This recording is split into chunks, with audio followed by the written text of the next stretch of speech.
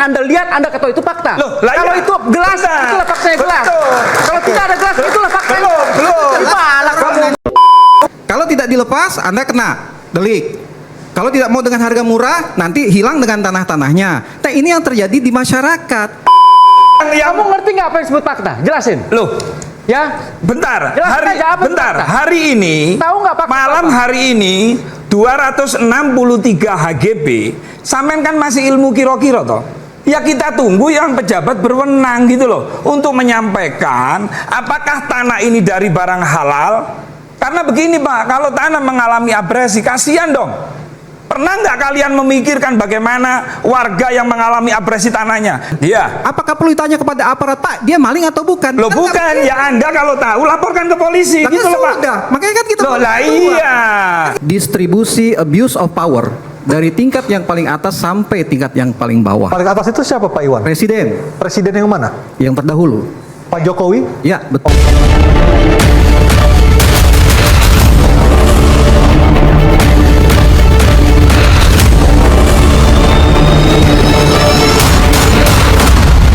Apakah benar sebelumnya itu adalah daratan dan akhirnya kena abrasi sehingga sekarang menjadi lautan Pak Iwan? Baik. Terima kasih Mas Aryo dan Mbak Anissa. Sebelumnya saya ingin memperkenalkan diri dulu. Saya Iwan Darmawan, saya dari DPP Generasi Muda Matul Anwar. Ya. Ini adalah salah satu badan otonom dari Ormas Islam yang terbesar dan tertua di Banten. Ya. Jadi kami ini lahir, tumbuh dan besar di lokasi yang sekarang sedang ramai diperbincangkan. Oke. Tapi saya ingin ini supaya kita sama-sama konstruksinya bertemu pada satu sudut yang sama dulu, sehingga kita bisa melihat sesuatu secara lebih objektif. Saat ini yang terjadi adalah narasi yang dibangun bahwa ini adalah persoalan perbedaan sudut pandang, perbedaan pendapat. Tapi saya dengan tegas ingin mengatakan bahwa ini adalah persoalan perbedaan kepentingan. Oke. Ada distribusi abuse of power dari tingkat yang paling atas sampai tingkat yang paling bawah. Paling atas itu siapa Pak Iwan? Presiden Presiden yang mana? yang terdahulu. Pak Jokowi? Ya, betul. Oke. Sehingga kemudian masyarakat di bawah terkondisikan untuk tahu banyak hal sebenarnya, tetapi harus seolah-olah tidak tahu. Contohnya apa Pak Iwan? Pemagaran laut, Oke. yang menancapkannya ada, yang bekerjanya ada, yang menyaksikannya ada, mendokumentasikannya ada, by name, by data, jelas. Perusahaannya ada berarti? Perusahaannya ada. Yang mengaku punya HGB? Iya. Nah, jadi Walaupun saya- sekarang tidak ngaku bahwa dia yang nancepin kan? Ya, jadi Oke. kami sudah menyampaikan pengaduan ke Mabes Polri. Jadi DPP Gemam Matul Anwar bersama dengan Koalisi Masyarakat Sipil, termasuk LBH Muhammadiyah, kemudian dari Walhi dan lembaga-lembaga yang lain, ada 10 lembaga itu, kami sudah membuat pengaduan ke Mabes Polri. Dan ya kita berharap bahwa ini segera ditindaklanjuti dan hukum harus ditegakkan. Karena begini, kita paham siapa pemainnya. Karena nama-nama ini adalah nama-nama yang sudah cukup dikenal karena pemain lama. Dari data Anda siapa Pak Iwan pemainnya? Ya diantaranya misalkan Eng Chun, Ali Hanafi. Ini kan pemain-pemain yang sudah dikenal luas di masyarakat. Yang karena tadi saya katakan, karena ada tekanan, ada pengkondisian sehingga masyarakat tidak berani untuk bicara. Itu Tekanannya terjadi. seperti apa Pak Iwan? Gimana? Tekanan seperti apa? Intimidasi misalnya, didatangi aparat, dipanggil ke kantor desa. Saya ingin sampaikan bahwa apa yang saya sampaikan adalah fakta-fakta yang terjadi di lapangan. Intimidasi ke nelayan? Iya, Berarti benar video yang viral kemarin Kades terlibat? begini, saya ingin jelaskan dulu bahwa kenapa saya sangat berkepentingan dengan ini. Pertama, memang anggota kami sebagian besar adalah warga Matul Anwar ini, profesinya adalah nelayan dan petani. Nah, ketika ada proses pemagaran, awalnya memang sporadis di beberapa titik, beberapa segmen dipagar. Nelayan yang kemudian merasa keberatan menanyakan hal ini kepada yang melakukan, yang notabene mereka kenal, aparat desa. Terjadi perdebatan dan seterusnya, lalu kemudian dipanggil, dikondisikan.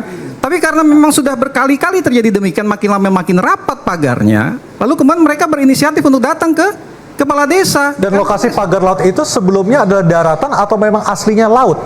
Begini, ini juga menarik.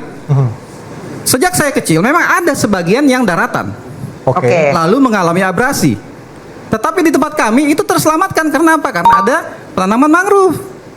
Jadi relatif sudah kembali sebetulnya. Ya. Itu. Nah, jadi kemudian saya kembali ke yang tadi, masyarakat yang kemudian mengadu ke kepala desa itu dikondisikan kenapa? Ini punya PT, 1 batang bambu saya dicabut, pidana. Itu yang ditakut-takuti. Oh, PT Mereka apa? tahu Boleh mereka disebut, Pak? bacakan. Kenapa? Pak Iwan boleh disebut? Apa PT apa? misalnya? PT apa? Boleh disebut? Ya, PT-nya sudah tersebar lah. Media sudah banyak itu. Setiap dikomunikasikan ini punya PT. Siapa yang berani? Pidana. Selalu seperti itu. Nah, akhirnya masyarakat karena terus seperti ini, mereka apa ya? Kalau kita bicara marwahnya tuh bangkit. Orang Banten tuh sederhana sebenarnya. Sangat-sangat bersahaja. Mereka bisa makan sehari-hari udah cukup. Tapi kalau terganggu marwahnya, bahkan kemudian bawa ini adalah tanah Banten, hati-hati ini bisa bangkit. Baik. Ini yang kita khawatirkan. Baik. Saya ke Mas Andri. Mas Andri, apa data yang Anda punya terkait dengan hal ini, Mas Andri? Gimana? Data yang Anda miliki Dari seperti apa? 30,16 km mana yang apakah semuanya memang daerah abrasi atau bagaimana? Jadi gini, saya ini anak pesisir. Saya di Provinsi Maluku, pulau saya mungkin kalau dilihat dari peta nggak ada itu. Oke. Saya tahu persis itu yang Tapi namanya. 30,16 km itu bisa dibilang Jakarta Bogor ya? Ya, tapi Jauh kalau banget. itu kan bukan lokasi panjang abrasinya, iya kan? Itu adalah panjang yang dipagar. Iya, panjang dipagar. Jadi ini logikanya jangan dibalik-balik gitu. Nah, terus saya tanggapi dulu dari Miftahul Anwar tadi soal Pak Iwan. ini ada kekuatan abuse of power itu. Ini Pak Jokowi dibawa-bawa dalam persoalan ini. Jadi gini Pak, PSN proyek strategis nasional itu kepentingan negara. PIK itu adalah bagian daripada investasi. PIK dan PSN sangat berbeda dari nomenklatur apapun. PIK dan PSN itu dua hal yang berbeda. Yang kedua, yang namanya berbicara soal proyek strategis nasional, Presiden itu punya kepentingan berdasarkan informasi dan pengusulan dari kementerian-kementerian terkait. Urusan teknis ya urusan kementerian terkait. Apa hubungannya Pak Presiden dengan pembangunan PIK 2 atau lepas pantai yang dipagar? Nggak ada sebenarnya. Nggak ada sama sekali. Sabar Pak, saya jelasin dulu. Yang kedua Pak, dari SHM yang dikeluarkan oleh Kementerian ATR BPN, apakah ada afiliasi Pak Jokowi di sana? Nggak ada. Agung Sedayu Group milik Paguan.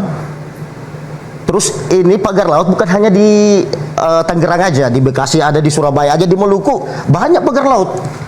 Itu Tanggul penahan ombak itu pagar laut loh. buat penahan ombak. Ya, tanggul penahan ombak itu pagar laut. Jadi pagar laut ini kepentingannya apa? Ini yang harus ditelaah dulu. Kalau yang di Tangerang itu kepentingannya apa? Ya kalau memang itu kepentingannya, misalkan kepentingannya investasi, ya teman-teman boleh bertanya kepada perusahaan yang mau berinvestasi, ngapain Pak Jokowi dibawa-bawa dalam persoalan ini? Ini lucu sekali. Jadi teman-teman boleh melakukan investigasi, silahkan tanyakan ke menteri-menteri terkait. Ini kok kenapa jadi masalah di kemudian hari? Nah, seperti itu. Orangnya?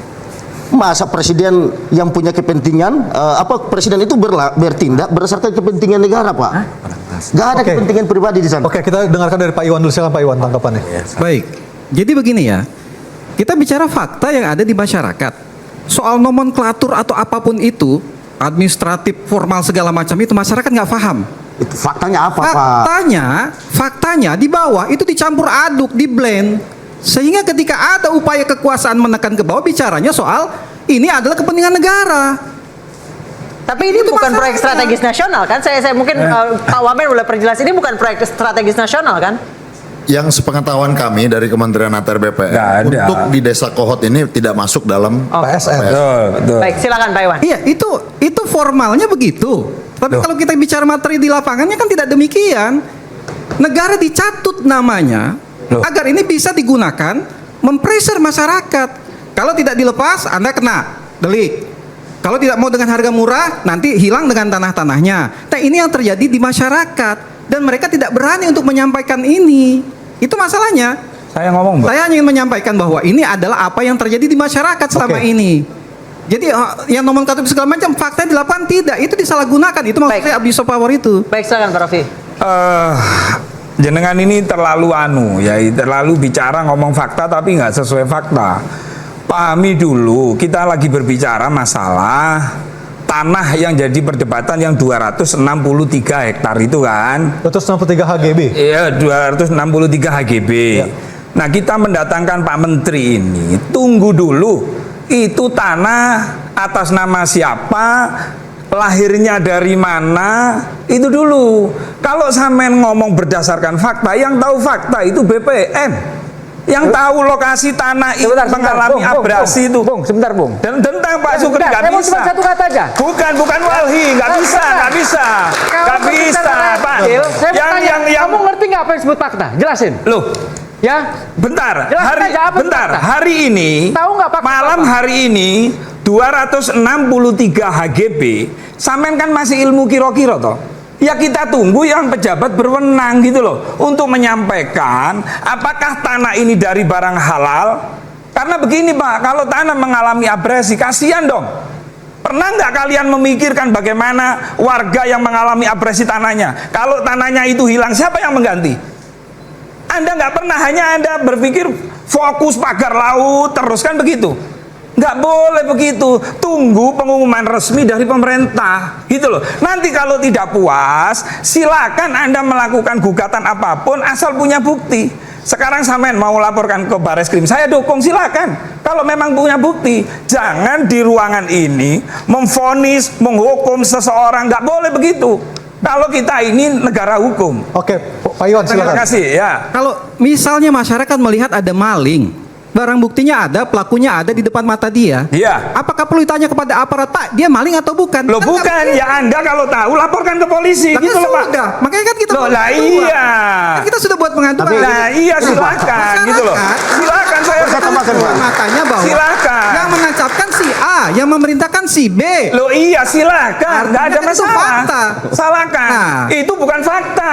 Fakta itu kalau diputus oleh pengadilan, Oh. itu baru fakta. Kalau mau lihat Anda nggak ngerti Nggak itu. bisa Makanya Pak. saya tanya, fakta itu apa? Loh, fakta itu kalau kita berbicara fakta hukum, Apa? yaitu punya kekuatan hukum tetap. Apa fakta Loh, itu? gimana? Loh, kok tanya fakta lagi Sekarang sama ini? ada Fakta itu ya, nih saya jelasin tuh. Yang disebut fakta adalah apa yang Anda lihat, Anda ketahui itu fakta. Loh, lah Kalau iya. itu gelas, Benar. itulah fakta yang gelas. Betul. Kalau tidak ada gelas, itulah fakta. Belum. Gimana kamu ngomong Bukan. fakta-fakta? Kalau fakta, melihat dengarkan apa? dulu. Lalu ini tidak disebut Nah. fakta. Saya bingung dengan ini. Masyarakat melihat, berdiskusi, bertanya, ini punya siapa? Ini punya PT. Loh, lah iya laporkan, Pak. Ya kan sudah. Sudah dilaporkan. Loh, lah iya Ya, silakan dilaporkan. ditunggu Fakta. hasilnya. Fakta. Nggak bisa Fakta yang sampean kita bukan berbicara. dilihat, yang Itu kita namanya hukum laporkan. rimba sampean. Oke, baik. Ketika memvonis belum ada putusan hukum tetap, lalu Anda memvonis itu nggak boleh. Demikian informasi yang dapat saya sampaikan untuk hari ini. Semoga memberi manfaat. Salam dan doa kami untuk keluarga dalam perlindungan Allah, dalam dekap kasih sayang Rahman dan Rohim Allah Subhanahu wa Ta'ala. Allahumma amin. Terima kasih. Wassalamualaikum warahmatullahi wabarakatuh.